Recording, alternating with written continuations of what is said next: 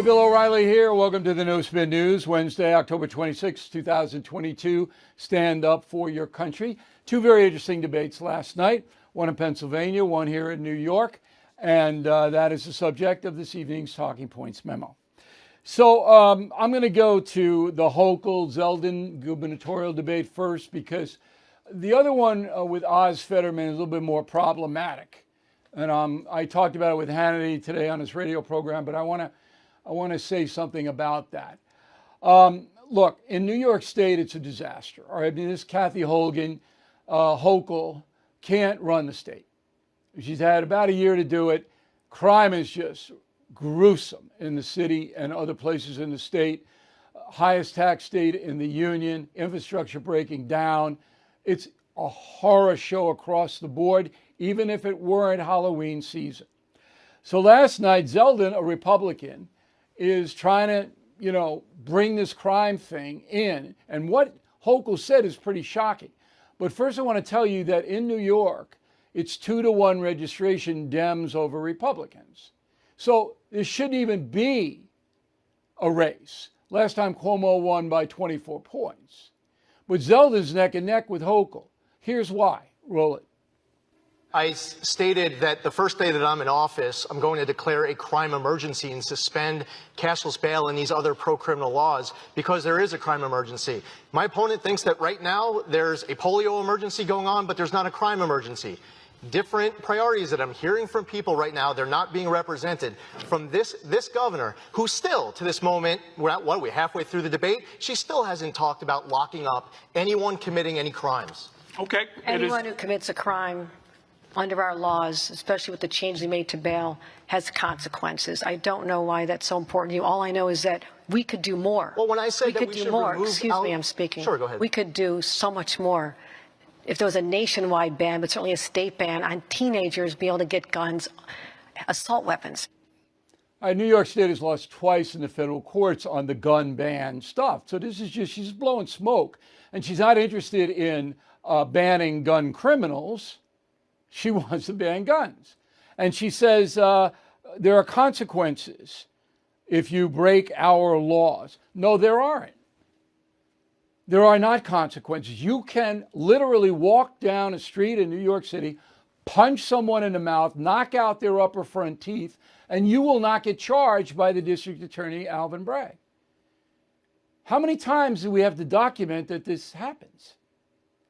So Hochul doesn't care. If she cared, she would have done something before 13 days of the election, right? This has not just magically appeared. So anyway, Zeldin's going to win. I don't know why this is so important to you that she says. Are you blanking kidding me, lady? You don't know why it's important? There are dead people in the street, mostly African Americans. That's why it's important? Ay. Okay. If Zeldin doesn't win this, New York State they're going to lose 5 million more people in the 4 years that she's governor. All right, Pennsylvania. Now, I come at this differently. Fetterman should not be in the race. He can't perform the duties of a senator. He can't speak. He can't process information. He can't do anything. I'm going to run one small clip in deference of his stroke. He had a stroke. So most people would say, okay, I'm not going to run this time around. I'm going to recover from my stroke. I'm going to defer it to someone else because I can't do it. Not Fetterman. Go. I do want to clarify something. You're saying tonight that you support fracking, that you've always supported fracking, but there is that 2018 interview that you said, quote, I don't support fracking at all. So how do you square the two? I do support fracking, and I support fracking, and I do support fracking. But the record is clear that up until last night he did not. Anyway, the man is diminished, okay? He's diminished. And he's going to lose. Oz will win. And Hannity asked me, do you feel sorry for Fetterman? And I answered no. And the reason is because Fetterman is seeking power. That's why these guys do this, and gals. They want power.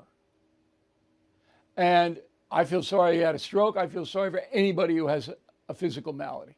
But do I feel sorry for Fetterman up there on that stage? I do not. He should not be there.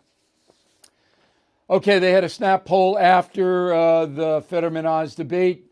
WPXI, who won, Oz 82, Fetterman 18.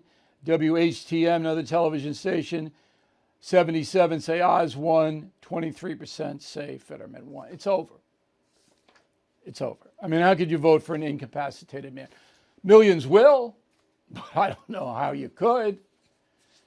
All right, President Biden, he's going to provide families with more breathing room. I don't know whether that means we get oxygen paid for by the federal government. I don't really know what that means. And then he does some Democratic stuff at night. Okay, that's pretty much what he does. Tonight I will be talking about President Biden and Donald Trump on News Nation about 8:15 Eastern Time. If you want to tune into that, it's not boring. Either is this, which you're listening and watching to, but I like to get out to other precincts to discuss my point of view. Biden yesterday got his 5th COVID shot. He's had COVID twice. The 5th shot doesn't prevent you from getting COVID, I understand, but I still can't get anybody to explain to me why I should get it. I have 4 shots, the 2 regulars and the 2 boosters. But I'm waiting for my doctor who have asked, should I get this? If I do get it, what is it going to do to me or for me? Do I have to get them every 6 months? What do I have to do? Before I get an explanation, I'm not getting it. CDC, I mean, come on. Fauci ruined it. Whatever they say, everybody rolls their eyes. But I'm still open-minded enough to look at data. If the CDC posts data, there's a 5th booster shot against COVID, we'll do this for you, O'Reilly. I'll read it.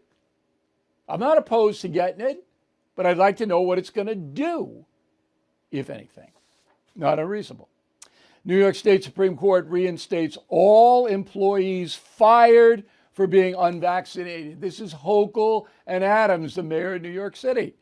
So they fire about 1,750 city workers. Sayonara. Cut them off from their pay. Bye, and don't reapply. The New York State Supreme Court says you can't do that. All right, you're violating their rights because, quote, being vaccinated does not prevent an individual from contracting or transmitting COVID. This is the court. So all of them get reinstated with back pay. $65 million. I'm paying the highest taxes in the country living in New York State. This is what I mean. This is what I mean. We have people in this state, they don't know what they're doing. Now, at the very least, if you didn't want people unvaccinated, you say you have to work from home or you have to take a leave of absence. But firing them violates their rights. And I said that from the very beginning. One more before we get to our guest who's warming up in the bullpen now. Nancy Pelosi is the last of the true believers. What do I mean by that? She's the last high-profile politician going around saying the Democrats are going to win both the House and the Senate on November 8th. I don't count sheep at night. I count districts. I go one by one. Part of it is I cannot believe anybody would vote for these people. So she says we're going to get an election where nobody's going to vote for Republicans, Nancy Pelosi. Now, the woman's a loon. You know she is. Where do you see the post-mortem on her after November 8th? There is a concerted effort to intimidate and silence conservative thinkers, rewrite American history, and replace our God-given individual liberty with big government controls. The very freedoms secured by our Constitution are now being threatened by the most liberal leftists our nation has ever seen. They have failed to secure our borders, weakened our position on the global stage, are trying to indoctrinate and corrupt our children in school, and the list goes on and on. But there are plenty of patriots with the courage to stand up to the far left. AMAC, the Association of Mature American Citizens, is the leading conservative advocacy and benefits organization in the USA. I am a member, and I hope you will join as well. AMAC members have access to money-saving benefits, a robust website and mobile app, and a magazine filled with all kinds of great content. So please join AMAC today at amac.us and tell them O'Reilly sent you. That's amac.us. So you guys know the name Stephen A. Smith. He's ESPN's biggest star right now, in my opinion. I mean, Tony Kornheiser is amazingly charismatic, but Stephen A. Smith, he's the big name, a big gun over there. But Smith is not satisfied with being the sports major domo. He now wants to get into politics. Here he is on the Mars Show. Go. Way on earth that you agree with everything. You can run across people who are like-minded and they don't agree on everything, but they've tried to convince us, because of this two-party system we're dealing with, that you're either on the right or you're on the left, and you can't be independent. So Smith, joining us now from New York City, has a political podcast, No Mercy Podcast. You talk sports too, but you talk to pinheads like me too, about... I wouldn't call it a political podcast. It's just that I'm not restricted to sports. I talk politics, I talk news, I talk pop culture and entertainment.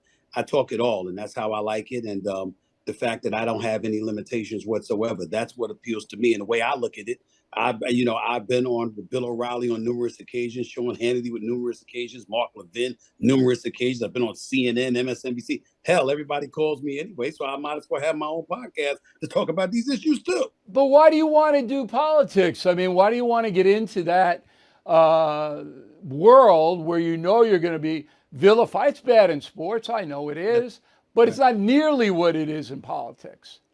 But number one, because I care. Number two, because I'm not scared. Number three, because as a black man, I think it's incredibly important that we bring some balance into the equation. Like, for example, I'm a registered independent, Bill. There are Democratic policies I agree with. I'm a fiscal conservative, though. I don't like paying it. I don't like the high taxes in New York. I don't like the high taxes in California. But more importantly than anything else, it's just a pet peeve of mine. Certainly not trying to come across as a political aficionado, because I certainly don't know what you know, what your man Chris Cuomo, whose show you're going on tonight, knows. I'm not on that level. I'm not pretending to be. But I've got common sense, and I read, and I pay attention to some degree. One of the things that I don't like as an African American in this country is that we've got one side. We don't really have representation. And here's what I mean by that. We've got a Democratic Party, for example, although I agree with some of their policies because I'm a social liberal to some degree. I don't like the fact that your plan on convincing me to vote for you instead of Republicans is painting everybody as racist and demagoguing them. I don't like that. Tell me what your policies are. Let them tell me what their policies are, and let me make the choice as to which policies better suit me and better suit my community, as opposed to engaging in hate mongering and fear mongering and allowing that to manipulate how we vote as a community. I think on far too many occasions we're seeing that. And then all of a sudden, when folks get into office, we find out that we really don't have any representation because we didn't pay attention to how they were going to truly vote on the issues that are pertinent and relevant to our community. And that's pretty noble. And I like that answer. I think that's a well thought out answer. But it's very hard to be an independent in New York. I am. Like you, I'm a registered independent. Mm-hmm. But the Democrats have screwed the state up so badly, I can't possibly vote for any of them. And I did last time around. I voted for a couple of Democrats last time around. Mm-hmm. I can't now That's how bad this state is. Well, let me be very, very clear. I don't normally agree with Bill O'Reilly, as Bill O'Reilly knows, because you've known me for years now. But I agree with you on that. I wouldn't vote for Hochul. I'll be the first to tell you that. I'm not apologetic about that. And crime does matter. Now, I'm mindful and I pay attention to things from an historical perspective, at least to some degree. I remember back in the days when the Nixon administration used law and order to scare the living daylights out of folks in the curry boats. I've seen numerous people, numerous politicians do that throughout the years, but it doesn't mean that you're wrong in this situation if you point to that in New York City. I am born and raised. I was born in the Bronx, raised in Hollis, Queens, New York City. I have never seen it as bad as it is today. I'm mindful. It's never bold. been as bad. They don't fear the authorities. The criminal element. And they shouldn't. You got people getting let out of jail But without even bail. here's the worst part about it. The worst part about it is, right, in the neighborhoods in which you grow up, yep, and other neighborhoods today, the elderly, good people, yes, I don't care what the color they are. That's right. I got you. They can't go to the grocery store. Yeah. All right. And the little kids can't go to the park because there's drug addicts injecting themselves with narcotics right in front of them and their mom. Well, let me say this. That's a total breakdown. That's happened. But I can tell you, as a guy that grew up in Hollis, and the whole drug thing was very, very prevalent. Bill, as a community, we can work our way around that. What we can't work our way around is the violence. The fact that you're young, you're old, it doesn't matter who you are. Violence is just sifting through our community like a virus. It's nonstop. You got people being attacked in the subways. You got people being attacked at bus stops. You got people defending themselves in delis, but by felons, assaulting them and getting thrown in jail for 30 days before a push is made. Way out of whack. It's out of control. The most powerless people are getting hurt. That is correct. More than you and me, because we can protect ourselves. We have resources. They do not. Now, I sent you my book, Killing the Legends, The Lethal Danger of Celebrity, early, because I wanted to get your take on Muhammad Ali, perhaps the most successful African-American athlete in history. You can make an argument for that. Yes, and what I lay out about Ali is that his life, even though he accomplished so much, was crushed because he was betrayed and he could not handle his celebrity. What say you? Betrayed by whom?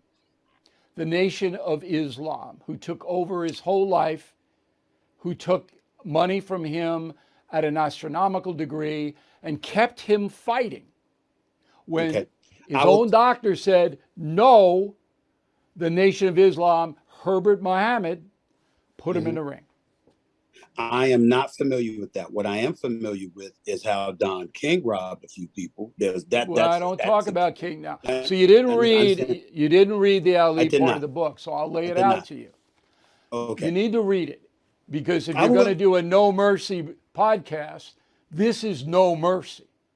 So here you have an Olympic gold medal winner, comes back to the United States, proud, all of this. He signs up with the Nation of Islam. Who heads that now? Louis Farrakhan. So we know what that is. They take over his whole life.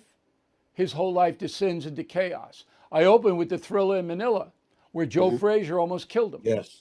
Almost killed Ali, and Ali almost blinded him. And Ali almost killed him.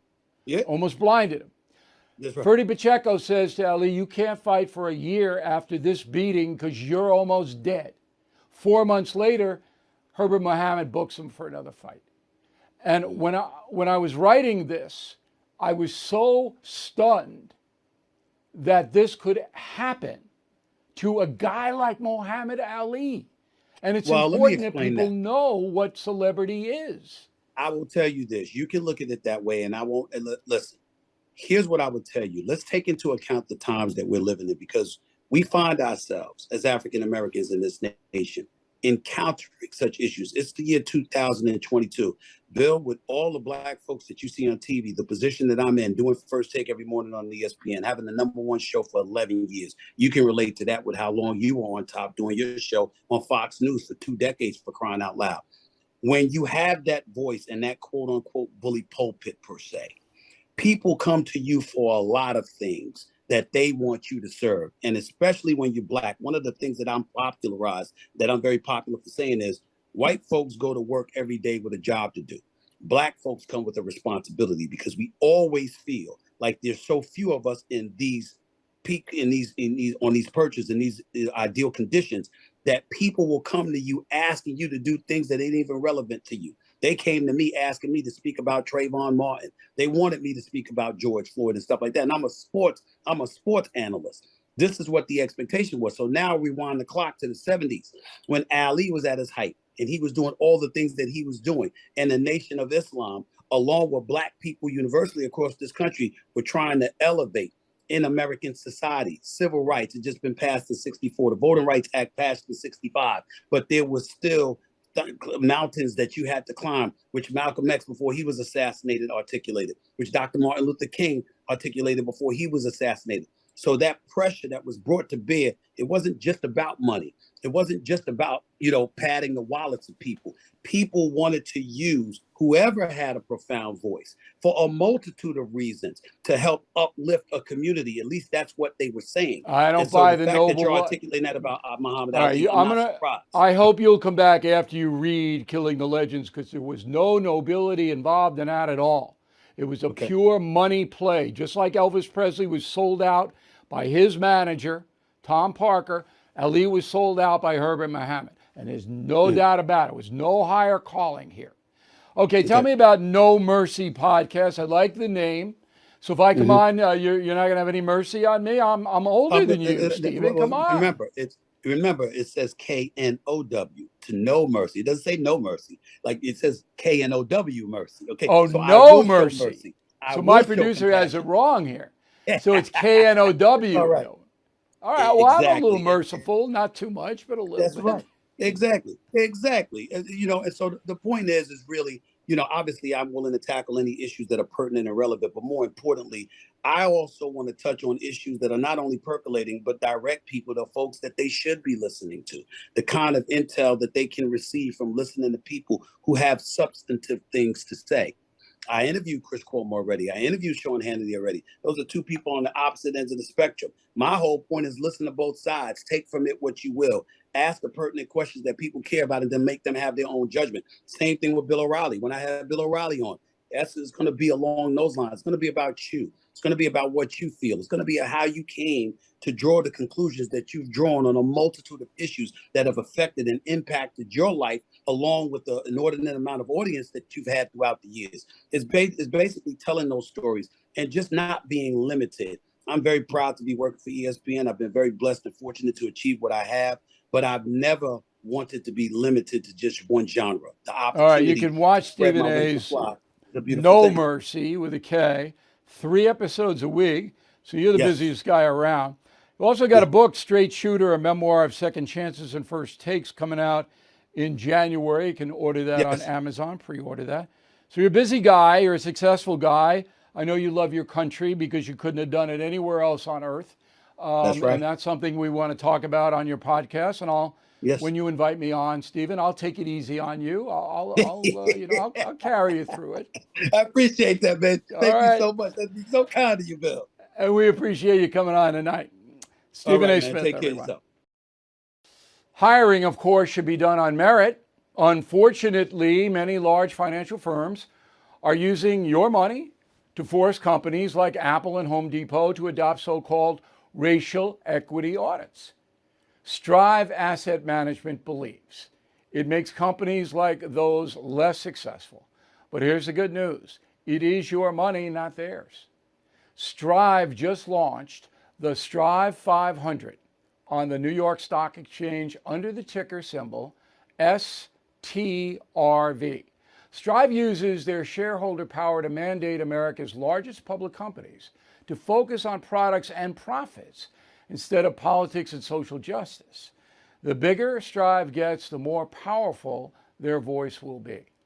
Text BILL to 55022 to learn how you can buy the Strive 500, ticker STRV. That's BILL to 55022 to learn how you can buy Strive today. Investors should consider the investment objectives, risks, charges, and expenses carefully before investing. For a prospectus or summary prospectus with this and other information about the fund, please call 855-427-7360 or visit our website at www.strivefunds.com. Read the prospectus or summary prospectus carefully before investing. Investments involve risk. Principal loss is possible. The Strive ETFs are distributed by Quasar Distributors, LLC. So here is the final thought of the day. I will not be here tomorrow. I've got some medical stuff to do. This voice thing, this is all allergy. That's not a big deal. But I got to get a little tune-up.